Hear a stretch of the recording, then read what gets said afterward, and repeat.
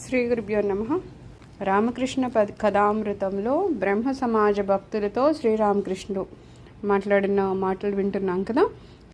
అయితే సహజంగా మనం చూస్తాం కదా, గురువుగారి దగ్గరికి వెళ్ళినప్పుడు ఏదో గురువుగారు ఇలాగా నాకేదో భగవంతుని దర్శనం అయిపోవాలి, నాకు సమాధి కుదరాలి అని అంటే వాళ్ళ వెంటనే ఆశీర్వదిస్తే మనకు అయిపోతుంది అనే ఊహతో కూడా కొంతమంది ఉంటారు.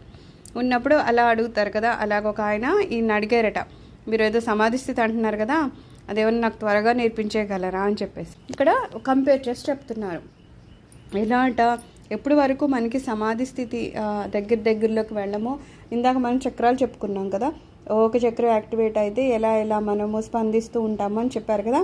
అలాగా సమాధి స్థితి దగ్గరికి వెళ్ళేటప్పుడు ఏమవుతూ ఉంటుందంట, ఫస్ట్ జరిగేది ఏంటంటే విషయకర్మలు ఉండవు అనమాట.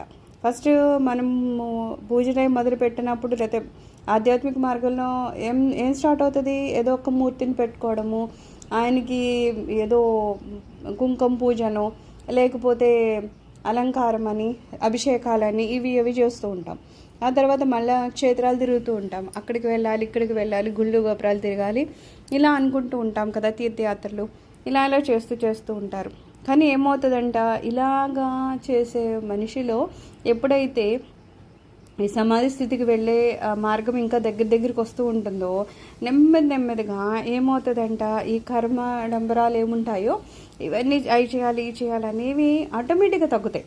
అవన్నీ మానేమని కాదు, ఆటోమేటిక్గానే తగ్గిపోతూ ఉంటాయి అన్నమాట. నెమ్మదిగా ఇంకా మనసు వెళ్ళదన్నమాట ఈ పూజల కోసం. యాక్చువల్గా ఏమవుతుంది, ఒక పూజ చేయాలంటే దానికి ఈ రకాల పువ్వులు కావాలి, లేకపోతే ఏంటంటే వాళ్ళు చెప్తారు ఇవన్నీ ఇన్ని సామాన్ కావాలంటే, అయ్యో ఈ సామాన్ దొరకలేదు, ఆ సామాన్ దొరకలేదు, ఇది దొరికింది కానీ సరిగ్గా లేదు, ఇన్ని మాటలు చెప్పే వ్యక్తి ఎప్పుడైతే ఇంకా జ్ఞానాన్ని పొందుతూ ఉంటాడో, అతను చేసే పని ఏమంటున్నారు, ఈ కర్మ ఆడంబరాలు ఏవైతే ఉంటాయో అవన్నీ అతనిలో తగ్గిపోతూ ఉంటాయన్నమాట. ఆఖరికి ఎలాగా అంటే నామగుణగానం కూడా చేయడంట.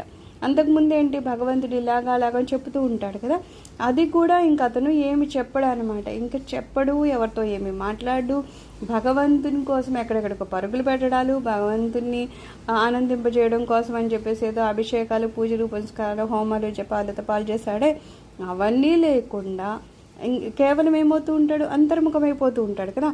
అలాగా ఏమవుతుంది, అతను ఇవన్నీ నెమ్మదిగా బాహ్యంగా ఏమైతే జరుగుతున్నాయో వాటిని అన్నింటినీ వదిలేస్తూ ఉంటాడంట. దాన్ని క్లియర్గా మనకు అర్థమవడానికని రామకృష్ణ పరమహంస గారు ఏం చెప్తున్నారు, అక్కడ ఒక ఆయన వచ్చారు, ఆయన పేరేంటి శివనాథ్ బాబు అని. ఆయన చాలా మంచి ఆయన అనమాట. అయితే ఆయన రానంతసేపు అక్కడ జనాలు శివనాథ్ బాబు గారు ఇలాంటోరు అలాంటోరు, ఇలా చేస్తారు, చాలా మంచోరు అని చెప్పుకున్నారు. అయితే ఎప్పుడైతే ఆయన లోపలికి వచ్చారో, ఆయన చూడగానే ఆహా ఇదిగో శివనాథ్ బాబు అని మాత్రమే అన్నారు. ఇంకా ఆయన వైపే ఉంటుంది కదా. అప్పటి వరకు మాట్లాడారు, ఆయన గురించి మాట్లాడారు. కానీ ఎప్పుడైతే ఆయన వచ్చేసారో ఆ తర్వాత కేవలము ఇంకో ఈయనే శివనాథ్ బాబు అనేసి ఇంకూరుకుంటారు. ఆ తర్వాత ఏంటి, ఆయన ఏం చెప్తారో ఏంటో అనేది ఉంటుంది. అలాగా సమాధి స్థితి కూడా, సమాధి స్థితికి చేరినంతసేపు ఏదేదో చేసి భగవంతుడిని ఎలాగా మన వైపు తిప్పుకోవాలనేది ఉంటుంది. కానీ ఎప్పుడైతే సమాధి స్థితిలో అంతర్ముఖమయ్యి అంతర్లీనం అయిపోతారో, ఇంకా అక్కడే బ్రహ్మ దర్శనం అయిపోతూ ఉంటుంది కదా. ఇంకా అప్పుడు అతనికి బాహ్యపరమైన కర్మల వెంట పరిగెట్టాల్సిన అవసరం కానీ ఇష్టం కానీ ఏముండదు. అలా ఉంటుందని చెప్పేసి ఇక్కడ రామకృష్ణ పరమహంస గారు చెప్తున్నారంట. మామూలుగా తర్పణం అంటాం కదా, ఇలా నీరు తీసుకొని చేతితో ఇస్తూ ఉంటారు కదా. అయితే తర్పణాలు అనేవి కూడా పూజలు అవన్నీ చేసేవాళ్ళు చేస్తారు. అలా చేసినప్పుడు ఆయన సరే అని ఒకసారి గంగ దగ్గరికి వెళ్ళి ఈ నీళ్లు తీసుకొని భగవంతునికి ఇద్దామని ఇలాగా ఎత్తగానే ఆ దోశల నుంచి ఏమవుతుంది, వేళసందులు ఉంటాయి కదా, అందులో నుంచి నీళ్ళు జారిపోతాయి. నీళ్ళంతా పోతుంటే ఈయనకేమో ఇదేంటి నీళ్ళు ఉండట్లేదు చేతిలో అని అక్కడ హలదారి అని ఒక ఆయన ఉన్నారనమాట. ఆయన అడిగారంట, అన్న ఇదేంటి ఇలా అయిపోతుంది అంటే, అప్పుడు ఆయన ఏం చెప్పారట, దీనినే గలిత హస్తము అంటారన్నారంట.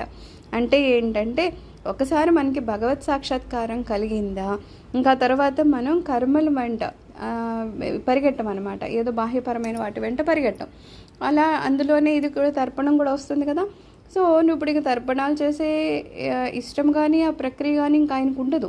అందుకని నువ్వు అలాగా దోశలో నీళ్ళు తీయాలనుకున్నా అవి జారిపోతున్నట్టు అలాగూ నీకు మనకి ఇక్కడ రామకృష్ణ పరమహంస గారికి ఈ బ్రహ్మ సాక్షాత్కారం అయ్యి ఉంది, ఇంకా ఆయనకి కర్మలు అవసరం లేదులే అని చెప్పేసి హల్దార్ గారు చెప్పడం అనమాట.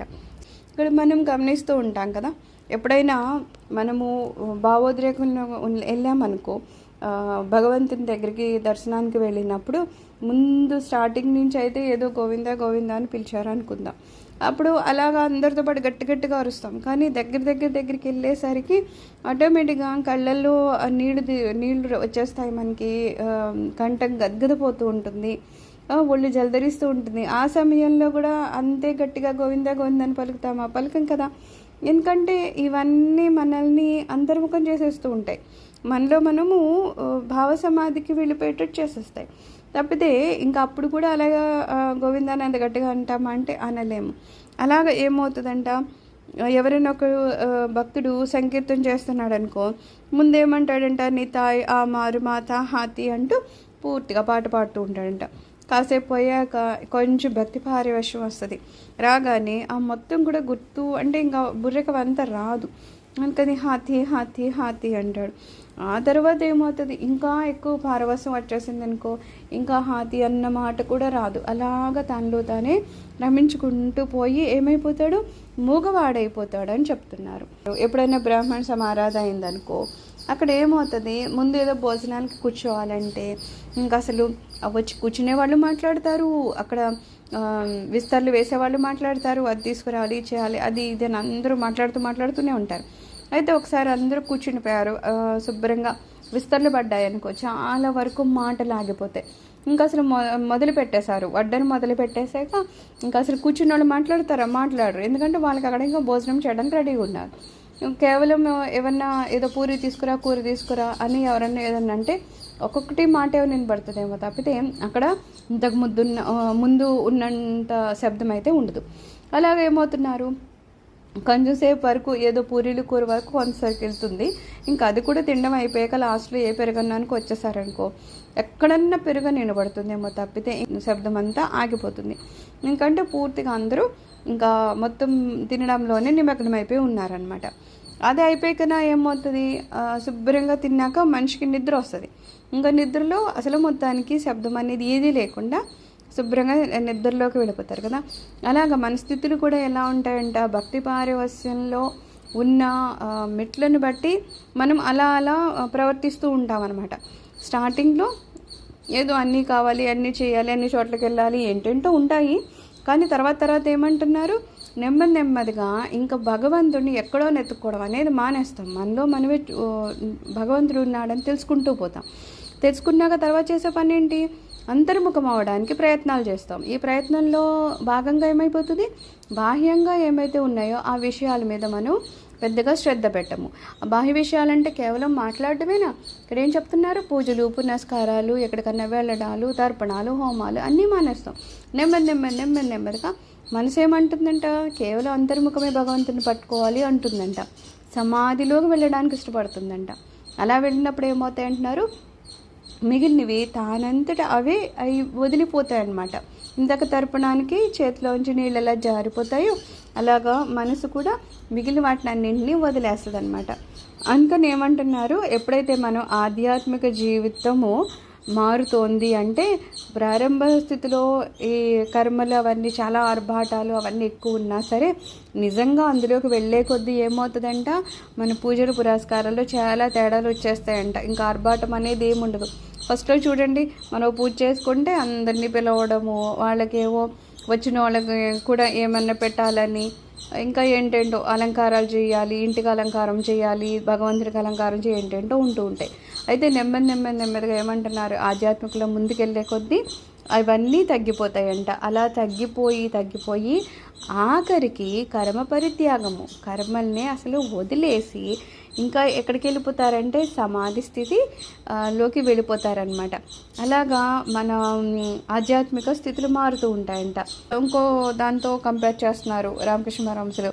ఎలా అని, ఎవరైనా గర్భాన్ని ధరించారనుకో కోడలు, ఫస్ట్ అత్తగారు కొంచెం చేయమ్మా అని పర్వాలేదు కాసింత పని చేస్తారు, కానీ తర్వాత ఆ అమ్మాయికి నెలలు పెరిగే కొద్ది ఏమంటారు, వద్దులే అమ్మా అది చేయొద్దు, నువ్వు చేయొద్దులే, నువ్వు కూర్చో, ఇంకోళ్ళు చేస్తారులే అదే ఎలా అని ఎవరైనా వాళ్ళ ఇంట్లో వేరే వాళ్ళే పంచుకుంటారు తప్పితే ఆమెను చేయనివ్వరు. ఎందుకంటే గర్భవతి ఎక్కువ పనులు చేయకూడదు కాబట్టి.